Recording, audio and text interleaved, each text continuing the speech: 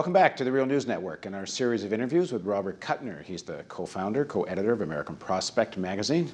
He's a senior fellow at Demos, and he used to write for the Boston Globe, and he still writes for the Boston Globe. I think, actually, to be correct, used to write for Business Week magazine. Thanks for joining us. So we ended the first segment of the interview talking about the relationship of the progressive movement, the labor movement, and what one hopes is a progressive president. But if he is a man of progressive politics, President Obama, why hasn't he got anybody very progressive around him in the cabinet? Why has he surrounded himself, particularly on the economic side, which is the mandate, the economic crisis? Why has he surrounded himself with such essentially conservative thinkers? Well, back in April and May, he felt he needed to get people with some heft, some credibility. And but then he had the transition those were choices. Clintonistas. He also, when he had his first big economic summit conference of his advisors, he salted in Robert Reich, he salted in Paul Volcker. It's amazing when the lefty in the room turns out to be Paul Volcker, but that's an indication of how far right the country has gone. He also, for a time, was talking to Joseph Stiglitz.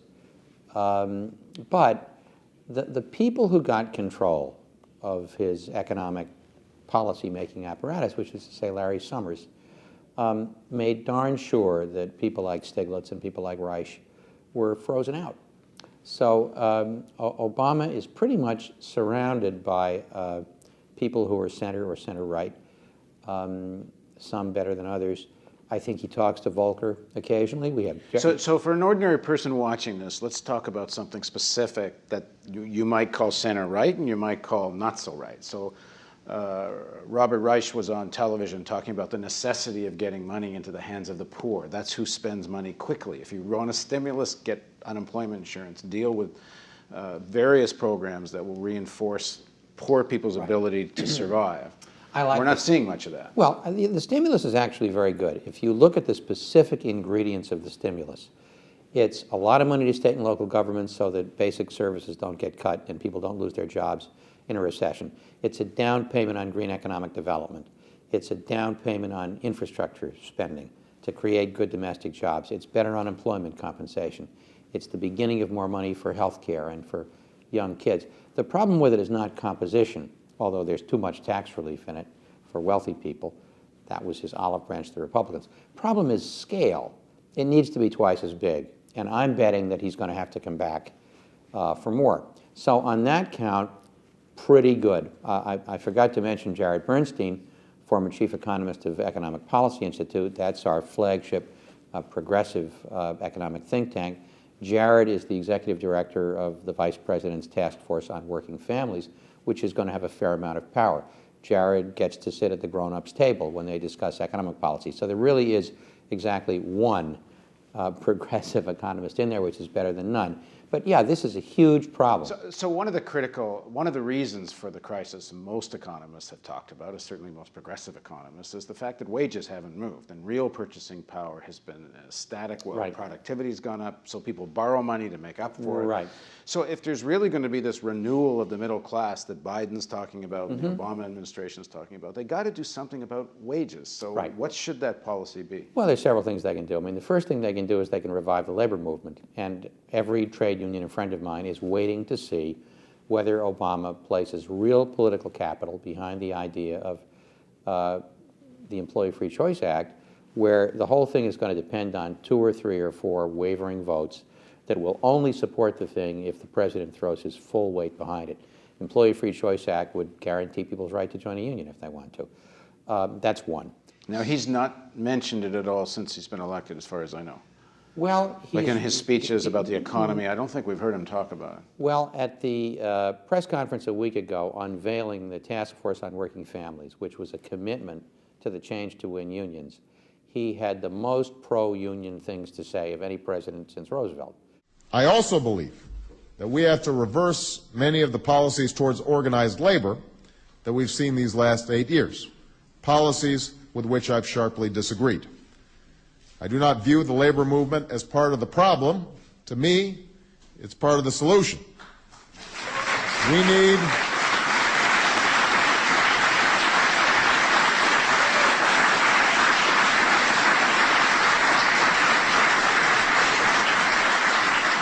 We need to level the playing field for workers and the unions that represent their interests. So that was kind of a signal that he probably is going to support. And this not will be a just- real litmus test about his administration, Totally. this piece of legislation. Totally. So unions obviously are a primary way of raising wages, but a green energy program to create good domestic jobs, a serious infrastructure program to create good domestic jobs, most of which would be union jobs, that would help. I've argued for a national policy that every human service job is a job that pays a professional salary. They could do that if they had universal child care. And if they... And wouldn't another way to help raise salaries to have longer-term, better compensation for unemployed people? Certainly this enormous army of unemployed people brings down wages. That is in the stimulus package. More duration, higher benefits. At levels you think that are going to be significant enough? No. I mean, that's the thing. The stimulus package is a step in the right direction. It needs to be a much, much bigger step. And, of course, there's nothing worse for worker bargaining power than long periods of high unemployment, because their ability to bargain for decent wages goes down the drain, and they're under pressure to take pay cuts or benefit cuts. So getting the economy back into recovery so you can have tight labor markets, that's necessary too. So if it's not enough, the stimulus package is not enough, and we're not very happy about the banking bill, how does this equation change? Like, where is there a change in the dynamic? And if it's going to take, like, thousands or millions of people on the streets, is that what it's going to take to create a political context for this? Well, I think it's going to take a few things. First of all, there is no doubt whatsoever that this is going to get worse. And Obama's a smart guy of progressive instincts. He does not want to fail.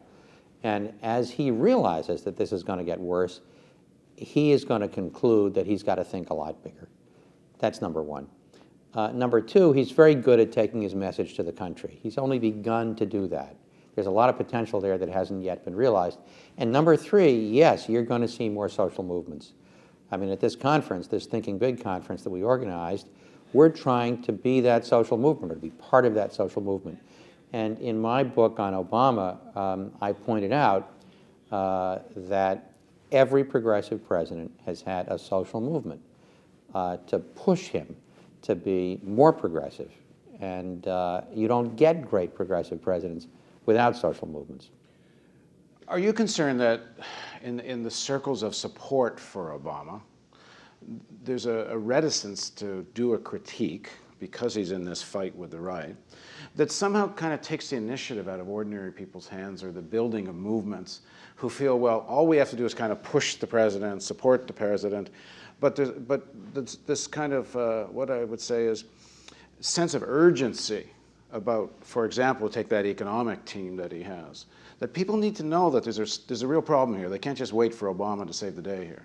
And it requires maybe a sharper critique to make that. I'm not concerned about that. I mean, we sent out one email to several lists, and we were oversubscribed for this conference. So anybody who is part of the progressive movement in this country, broadly defined, is very concerned that Obama is going to miss the moment. And if he fails, we fail. Think about it. If he doesn't get the economy on the track to recovery within, say, 15 months or 18 months, we have a midterm election coming up in November of 2010. The Republicans are going to eat his lunch. The norm is that a new president's party loses seats in the first midterm election. So unless he's like Roosevelt, who gained seats in 1934 because he created the sense of movement and being on the road to recovery, unless Obama creates that sense, he loses, and then we lose, because the Democrats and the progressive movement and big government are blamed, and we miss the moment, and the Republicans come roaring back. So I think there's very little reticence about having a complex message that, Mr. President, we want you to succeed, but we are going to push you to do the right thing. Well, one hopes he creates an opportunity to hear you. Yes, that would be good too. He's a good listener. Thanks for joining us. Thank you. And thank you for joining us on the Real News Network.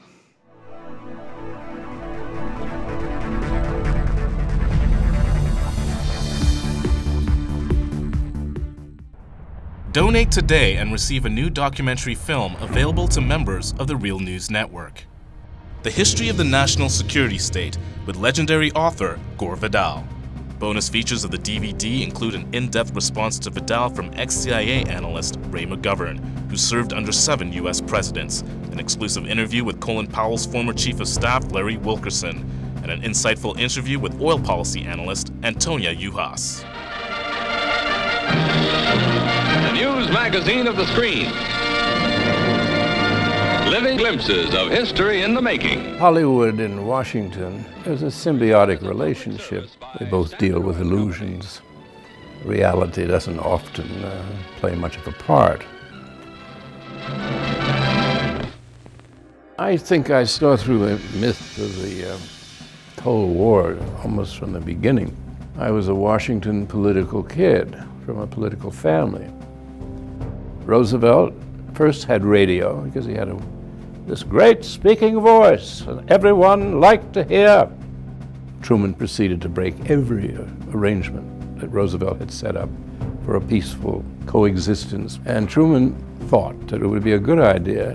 Why not just stay armed all the time? And then he devised the national security state. You've got to go up and swear allegiance to the United States or else you're a commie. I mean, we had imported fascism. We get Dwight Eisenhower, who said that we have this great military industrial complex. It is a dangerous thing. And he said this is going to change everything. And the way our country's governed is going to change us politically. Along comes Jack Kennedy, who wanted to make his mark, believed in the Cold War. But he said in this kind of politics, it is the appearance of things that matters. I think everybody should take a sober look at the world about us. The national security state still exists, only it isn't communism anymore, it's terrorism. This is the most serious thing that has happened in the history of the United States. Knowledge is power. We need an honest news system. We need the real news. This is the sort of thing we can build right now without anyone else's permission from the government or from the business community. It's the power's in our hands. If we're not going to sleepwalk into more wars, we think we need to start with a television news network that won't bow to pressure and has the courage to seek facts. And that means independent economics. And that's why we need you. Make a tax-deductible donation now of at least $10 a month or a one-time give of at least $75. As a thank you for your support, we will send you the new documentary film, The History of the National Security State.